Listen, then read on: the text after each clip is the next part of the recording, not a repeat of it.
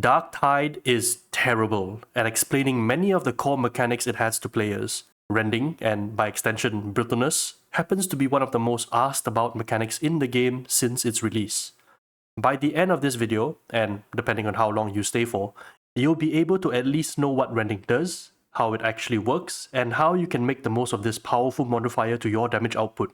So, let's get it on, Varlets. Let's start with the most basic question. What is rending and brittleness?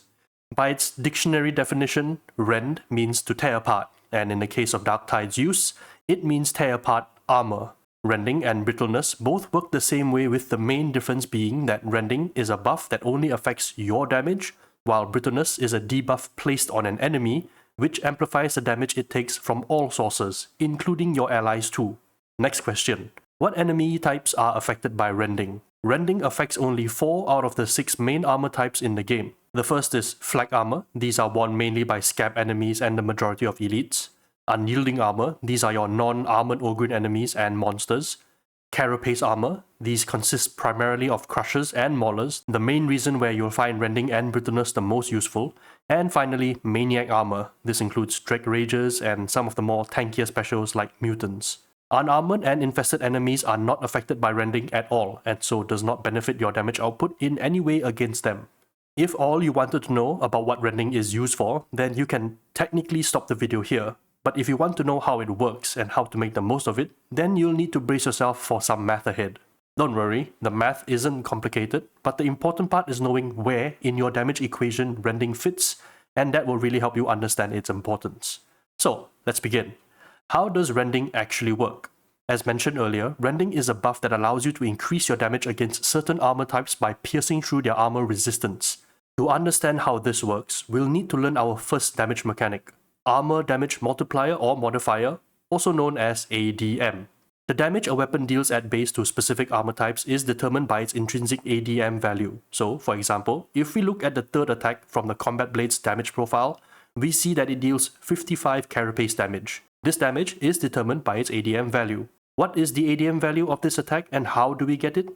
We first take the carapace damage listed and then divide it by the unmodified, unarmored damage listed in the same attack profile. In this case, it's 55 divided by 95 for an ADM value of 0.58. This translates as our third attack for the Combat Blade, dealing 58% of its base damage against carapace armor. It's that simple to figure out. Now, I can already hear some people calling out that the unarmored damage is not always correct, or that I should be using the weapons card listed damage here.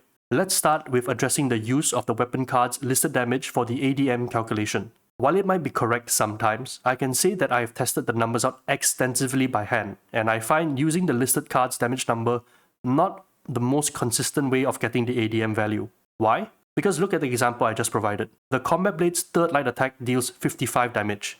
The listed card damage is 57. This would mean my ADM against carapace would be 0.97 or 97% by default, which it cannot be. Furthermore, the listed card's damage does not take into account the different attack damage modifiers of different patterns. The Combat Blade's third attack is an example. Its unarmored damage already exceeds the card's listed damage by a lot, and if you try to run the numbers with the card numbers, your results will not match what you are seeing in-game. I'll prove it in my example below when we get to the rending calculations. As for the argument that using the unarmored damage number is not always correct, this is true. But this is primarily the case when there are modifiers to the unarmored damage profile, hidden or otherwise. You see, some weapons, like the bolt pistol for example, have an innate modifier to unarmored damage that causes them to deal more or less damage depending on the distance the shot lands. By default, the profile will always show the near damage, which in this case only deals 99.18% of the base unarmored damage. So if I took the unarmored damage here straight without reverting it back to the unmodified state, my ADM value would be slightly off. Not far, but still technically incorrect. Sometimes you'll get weapons with unarmored damage that have been modified in ways that you can't always tell right away because nothing in its stat card shows that it has been modified. You combine this with rounding errors here and there, and you might miss the mark by a few percentage points. Even now, with some weapons, I struggle to get my calculations spot on 100% of the time, while with others, I can show that my math checks out in-game. In any case, are you still with me? Still awake? Good. Now that we've shown how we can get the ADM values correctly most of the time, we can move on to the next question. How useful is rending for our damage? Once you have the ADM values for an attack, the math for adding up the extra damage from rending is simple. You literally just added it. Back to our Combat Blade example, our third attack deals 55 carapace damage with an ADM of 0.58. If we take the Veteran's Talent, Rending Strikes, which gives all our attacks plus 10% rending, we just simply add this 10% to the existing 58% or 0.1 plus 0.58 for a new ADM of 0.68. To find out what our new damage is going to be, we take our 0.68 ADM and multiply it by the unarmored damage of the same profile, which is 95 in this case.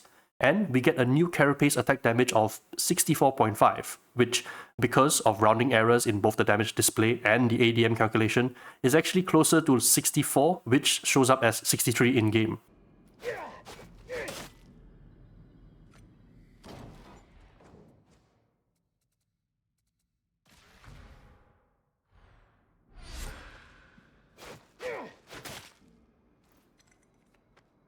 Not quite 100% accurate, I understand, but it's well within the expected results and very close to the actual number given the rounding errors. So this basically represents just under a 15% increase to our carapace damage. In other words, for this example, plus 10% rending increases our base carapace damage by 15%. So given everything we've learned so far, we can now work out what the ADM values of our attacks are and find out how much more damage we can expect to deal with given the addition of some rending. But then this leads to the next question. How much rending is enough? If you think about it, once you've rendered through all of an enemy's armor, they are basically unarmored at that point. The same logic applies here. At 100% rending, it basically means we're doing the full base damage of our weapon. We are treating armored enemies as if they were unarmored. So, as a result, you can, through any given combination of rending and brittleness, only ever get a rending buff of 100% or a multiplier of 1. Anything that goes above and beyond 100% rending gets thrown away entirely and will not be used for any parts of the damage calculation. The Blessing, Uncanny Strike, is probably the easiest example to illustrate this. At tier 4, Uncanny Strike can have up to 5 stacks of 24% rending, which gives you a total of 120% rending or a rending multiplier of 1.2. But since we know that we can only ever get up to 100% rending, that extra 20% is essentially wasted. In other words, a tier 3 Uncanny Strike is basically about as good as it can get, and you don't really need tier 4. But if I have 100% rending and my ADM is 50% for example, does that mean I have an ADM of 150%? How does that work? A good question. In an earlier time of Darktide, even having 100% rending would have done nothing. But some time ago, in a patch I can't quite remember, the devs introduced a new mechanic for rending where if you were to exceed your ADM's maximum value of 1, you would get a damage boost. I call it the Rending Overflow damage multiplier, and it's a very simple concept to understand as well. To explain this, let's bring back the Combat Blade example but use a different attack, the Heavy Attack Stab. We have 92 base carapace damage and an ADM of 0.60. This was derived the same way we did for the Light Tree attack we saw earlier. This time, we're going to get 5 stacks of Uncanny Strike, giving us a rending buff of 120%. Now, we know that our total rending buffs cannot go past 100%, so we'll keep it as 1.0 multiplier and throw away the additional 0.2 into the void. According to our math, it would take the 1.0 rending buff and add it to our Combat Blade's ADM of 0.6 for a total ADM of 1.60. This number can't make any sense, right? You can't have an ADM that exceeds 1 because at that point your damage to carapace armor is basically the same as unarmored enemies already. So what happens to the 0.6 rending that we got? This gets converted into a damage buff at a rate of 0.25% per point of rending that exceeds the attack's ADM value. In simpler English, once you've gone past an ADM of 1, any extra rending buff that you have gets overflowed into extra damage. This converts at a rate of every 4% extra rending, you get a 1% damage buff. So in our example, we have 0.6 or 60% overflow rending. This gets turned into 60% divided by 4 equals 15% damage buff. Technically just under 15% because of rounding errors, but 15% is about there. In theory, the Combat Blade's heavy attack damage with 5 stacks of Uncanny Strike should be dealing 152 carapace damage, which is now the same as unarmored, multiplied by 1.15 for a damage of 175.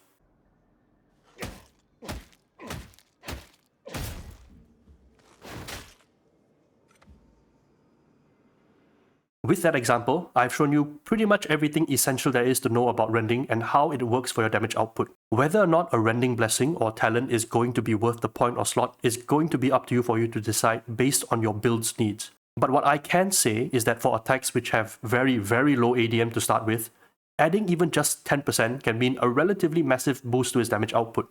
But very often, between 20 to 30% rending can transform a weapon's ability to bring crushers down. It's why damage over time effects like Bleed and Soul Blaze do so well with rending boosts, since these effects scale exponentially, and just a little bit of help can really help chew through armoured health. Before I end this video, I do want to call out some talents and blessings which are unique in their application.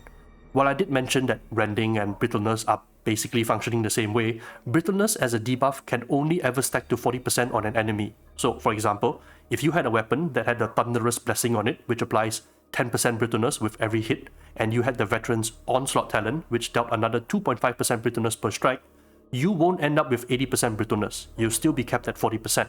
This is because these sources of brittleness are not unique and are considered regular. You can only ever go beyond the 40% brittleness limit by stacking unique sources.